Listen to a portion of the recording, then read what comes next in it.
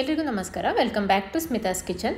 ನಾನಿವತ್ತು ಒಂದು non veg recipe ತೋರಿಸ್ತಾ ಇದ್ದೀನಿ. ತುಂಬಾ ಸಿಂಪಲ್ಲಾಗಿ ಹಾಗೆ ಸ್ಪೈಸಿಯಾಗಿ ಚಿಕನ್ ಫ್ರೈ ಹೇಗೆ ಮಾಡ್ಕೊಳ್ಳೋದು ಅಂತ ತೋರಿಸ್ತಾ ಇದ್ದೀನಿ. ಯಾವುದೇ ರೀತಿ ಮಸಾಲನ ರುಬ್ಬದೆ ತುಂಬಾ ಕ್ವಿಕ್ಕಾಗಿ ಮಾಡ್ಕೊಳ್ಳೋ ಅಂಥದ್ದು. ಯಾರು ಗೆಸ್ಟ್ಗಳು ಮನೆಗೆ ಬಂದಾಗ ಅಥವಾ ಸಡನ್ನಾಗಿ ನಾನ್ ವೆಜ್ ತಿನ್ನಬೇಕು ಅಂತ ಅನ್ನಿಸ್ದಾಗ ಈ ರೀತಿಯಾಗಿರೋ ಒಂದು ರೆಸಿಪಿನ ಟ್ರೈ ಮಾಡಿ ನೋಡಿ. ಅನ್ನದ ಜೊತೆ ಆಗಿರ್ಬೋದು, ಇಲ್ಲ ತಿಳಿಸಾರು ಅನ್ನ ಮಾಡ್ಕೊಂಡಾಗ ಸೈಡ್ ಡಿಶ್ ಆಗಿ ಅಥವಾ ಚಪಾತಿಗೆ ಪೂರಿಗೆ ಎಲ್ಲದಕ್ಕೂ ತುಂಬಾ ರುಚಿಯಾಗಿರುತ್ತೆ. ನಾನಿವತ್ತು ಸೈಡ್ ಡಿಶ್ ಆಗಿನೇ ಮಾಡ್ಕೊಂಡಿದ್ದೆ, ಆದರೆ ಅನ್ನದ ಜೊತೆ ಗೊಜ್ಜು ಕೂಡ ಹಚ್ಕೊಂಡು ತಿಂದರೆ ಇನ್ನೂ ಚೆನ್ನಾಗಿರುತ್ತೆ ಅಂದ್ಕೊಂಡು ಅನ್ನದ ಜೊತೆನೇ ಹಾಕೊಂಡು ತಿಂದೆ. ಸಖತ್ತಾಗಿತ್ತು. ಬನ್ನಿ ಇವಾಗ ಲೇಟ್ ಮಾಡೋದು ಬೇಡ, ಸ್ಪೈಸಿಯಾಗಿ ಚಿಕನ್ ಫ್ರೈ ಹೇಗೆ ಮಾಡೋದಂತ ನೋಡ್ಕೊಂಡು ಬರೋಣ.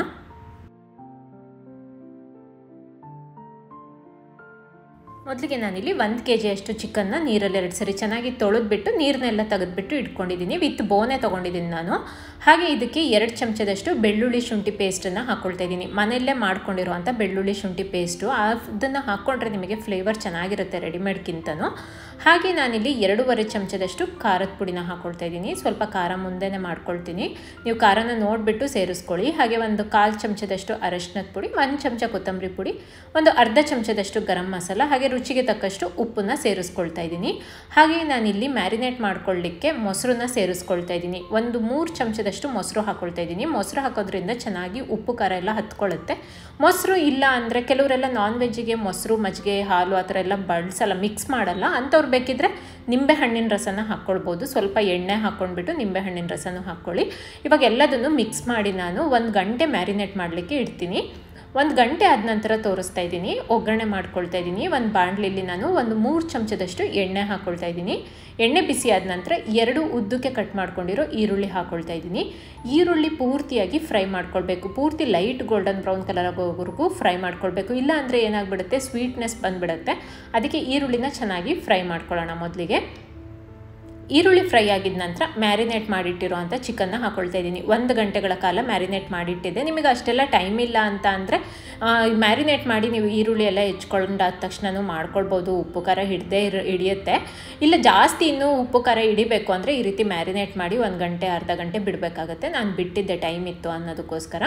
ಇವಾಗ ಈ ಈರುಳ್ಳಿ ಜೊತೆ ಎಲ್ಲ ಚೆನ್ನಾಗಿ ಮಿಕ್ಸ್ ಮಾಡ್ಕೊಂಡಿದ್ದೀನಿ. ಇವಾಗ ನಾನು ಸ್ವಲ್ಪ ಕರಿಬೇವಿನ ಎಲೆನ ಹಾಕ್ಕೊಳ್ತೀನಿ. ಕರಿಬೇವಿನ ಎಲೆ ಹಾಕ್ಕೊಂಡ್ರೆ ಫ್ಲೇವರ್ ಚೆನ್ನಾಗಿರುತ್ತೆ. ಇವಾಗ ಮತ್ತೆ ಒಂದ್ಸರಿ ಎಲ್ಲದನ್ನು ಚೆನ್ನಾಗಿ ಮಿಕ್ಸ್ ಮಾಡ್ಕೊಳ್ತಾ ಇದ್ದೀನಿ. ಆಲ್ರೆಡಿ ನಾನು ಇದಕ್ಕೆ ಎಲ್ಲ ಮಸಾಲ ಹಾಕಿರೋದ್ರಿಂದ ಮತ್ತಿಲ್ಲೇನು ಜಾಸ್ತಿ ಮಸಾಲ ಗಿಸಾಲ ಹಾಕೋದಕ್ಕೆ ಏನೂ ಇರೋದಿಲ್ಲ. ಬರೀ ಒಗ್ಗರಣೆ ಕೊಟ್ಕೊಂಡು ಚಿಕನ್ನ ಮಿಕ್ಸ್ ಮಾಡಿಕೊಂಡ್ರೆ ಸಾಕು. ಈಗ ಪ್ಲೇಟ್ನ ಮುಚ್ಚಿ ಚಿಕನ್ನ ಒಂದು ಅರ್ಧ ಭಾಗದಷ್ಟು ಬೇಯಿಸ್ಕೊಳ್ತೀನಿ. ಅದರಲ್ಲೇ ನೀರು ಬಿಟ್ಕೊಂಡು ಬೆಂದ್ಕೊಳ್ಳುತ್ತೆ. ಮತ್ತೆ ನೀರು ಹಾಕಿ ಬೇಯಿಸೋದೇನು ಬೇಡ. ಮೊದಲೇ ನೀರು ಹಾಕಿ ಬೇಯಿಸ್ಬಿಟ್ರೆ ಚಿಕನಿಗೆ ಉಪ್ಪು ಖಾರ ಹಿಡಿಯೋದಿಲ್ಲ. ಈ ರೀತಿ ಒಂದು ಅರ್ಧ ಭಾಗದಷ್ಟು ಬೇಯಿಸ್ಕೋಬೇಕು. ನೋಡಿ ಇಲ್ಲಿ ಅದರಲ್ಲೇ ನೀರು ಬಿಟ್ಕೊಂಡಿದೆ. ಒಂದು 5 ರಿಂದ 10 ನಿಮಿಷ ಬೇಯಿಸ್ಕೊಳ್ಬೇಕು ಮೊದಲಿಗೆ. ಇವಾಗ ನಾನು ಇದಕ್ಕೆ ನೀರನ್ನು ಹಾಕ್ಕೊಳ್ತೀನಿ. ಒಂದು 1/4 ಲೋಟದಷ್ಟು ನೀರನ್ನು ಮಾತ್ರ ಹಾಕ್ಕೊಳ್ತೀನಿ. ಚಿಕನ್ ಬೇಯಲಿಕ್ಕೆ ಎಷ್ಟು ಬೇಕೋ ಅಷ್ಟು ನೀರು ಮಾತ್ರ ಹಾಕ್ಕೊಳ್ತೀನಿ. ನಾನಿಲ್ಲಿ ಸ್ವಲ್ಪ ಡ್ರೈಯಾಗೆ ಮಾಡ್ಕೋತೀನಿ. ತೀರಾ ಗ್ರೇವಿ ಏನು ಮಾಡ್ಕೋತಾ ಇಲ್ಲ, ಸ್ವಲ್ಪ ಸೆಮಿ ಗ್ರೇವಿ ಥರನೇ ಮಾಡ್ಕೋತಾ ಇದ್ದೀನಿ. ನಿಮಗೆ ಯಾವ ಥರ ಬೇಕು, ಗ್ರೇವಿ ಬೇಕು ಅಂದರೆ ಇನ್ನು ಸ್ವಲ್ಪ ನೀರನ್ನು ಸೇರಿಸ್ಕೊಳ್ಬೋದು. ನೀರನ್ನು ಹಾಕಿ ಪ್ಲೇಟ್ನ ಮುಚ್ಚಿ ಚಿಕನ್ನ ಪೂರ್ತಿಯಾಗಿ ಬೇಯಿಸ್ಕೊಳ್ತೀನಿ. ಮತ್ತೊಂದು 10 ನಿಮಿಷ ಬೇಯಿಸ್ಕೊಳ್ತೀನಿ. ಒಂದು 10-15 ನಿಮಿಷದಲ್ಲೆಲ್ಲ ಬೆಂದೋಗ್ಬಿಡುತ್ತೆ ಚಿಕನ್ ಬೇಗನೆ. ಒಂದು 15 ನಿಮಿಷ ಆದ ನಂತರ ತೋರಿಸ್ತಾ ಇದ್ದೀನಿ. ನೋಡಿ ಇಲ್ಲಿ ಚೆನ್ನಾಗಿ ಬೆಂದಿದೆ ಚಿಕನ್, ಪೂರ್ತಿಯಾಗಿ ಕುಕ್ ಆಗಿದೆ.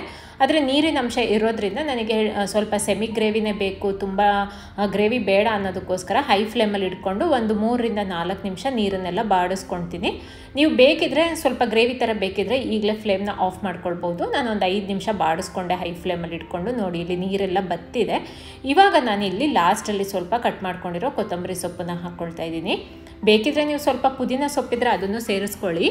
ಇಲ್ಲಾಂದರೆ ಬರೀ ಕೊತ್ತಂಬರಿ ಸೊಪ್ಪಿದ್ರೂ ಸಾಕಾಗುತ್ತೆ. ಒಂದ್ಸರಿ ಎಲ್ಲದನ್ನು ಮಿಕ್ಸ್ ಮಾಡಿಕೊಂಡ್ರೆ ಟೇಸ್ಟಿಯಾಗಿರೋ ಹಾಗೆ ಸ್ಪೈಸಿಯಾಗಿರೋ ಸಿಂಪಲ್ ಆಗಿರೋ ಚಿಕನ್ ಫ್ರೈ ನಮಗೆ ರೆಡಿಯಾಗುತ್ತೆ. ನಾನು ಅನ್ನ ತಿಳಿಸಾರು ಮಾಡ್ಕೊಂಡಿದ್ದೆ, ಆದರೆ ಇದರಲ್ಲೇ ಸ್ವಲ್ಪ ಗ್ರೇವಿ ಇದ್ದಿದ್ದಕ್ಕೋಸ್ಕರ ಅನ್ನದ ಜೊತೆ ಗ್ರೇವಿನೇ ಇದನ್ನೇ ತಿನ್ಬಿಡೋಣ ಅಂದ್ಬಿಟ್ಟು ಹಾಗೆ ಚಿಕನ್ ಗ್ರೇವಿನೇ ಮತ್ತು ಫ್ರೈನೆಲ್ಲ ಹಾಕ್ಕೊಂಡೆ. ತುಂಬಾ ರುಚಿಯಾಗಿತ್ತು. ಬಿಸಿ ಅನ್ನದ ಜೊತೆ ಹಾಕ್ಕೊಂಡು ಕಲ್ಸ್ಕೊಂಡು ಗೊಜ್ಜು ಜೊತೆ ತಿಂತಾಯಿದ್ರೆ ಅಂತೂ ಸಖತ್ತಾಗಿರುತ್ತೆ. ನೀವು ಕೂಡ ಖಂಡಿತವಾಗ್ಲೂ ಟ್ರೈ ಮಾಡಿ ನೋಡಿ, ತುಂಬಾ ಇಷ್ಟಪಡ್ತೀರಾ. ಈ ವಿಡಿಯೋ ನಿಮಗೆಲ್ಲರಿಗೂ ಇಷ್ಟ ಆಗಿದೆ ಅಂದ್ಕೋತೀನಿ. ಇಷ್ಟ ಆಗಿದೆ ದಯವಿಟ್ಟು ನಿಮ್ಮ ಫ್ರೆಂಡ್ಸಿಗೆ, ಫ್ಯಾಮಿಲೀಸಿಗೆಲ್ಲ ಶೇರ್ ಮಾಡಿ. ಹಾಗೆ ಲೈಕ್ ಮತ್ತು ಕಮೆಂಟ್ ಕೊಡೋದನ್ನು ಕೂಡ ಮರಿಬೇಡಿ. ಯಾರೆಲ್ಲ ನನ್ನ ಚಾನಲ್ನ ಹೊಸದಾಗಿ ನೋಡ್ತಾ ಇದ್ದೀರೋ ಅವರೆಲ್ಲ ಈಗಲೇ ಹೋಗಿ ಸಬ್ಸ್ಕ್ರೈಬ್ ಮಾಡಿ, ಪಕ್ಕದಲ್ಲಿರೋ ಬೆಲ್ ಐಕಾನ್ನ ಪ್ರೆಸ್ ಮಾಡಿ. Thank you for watching.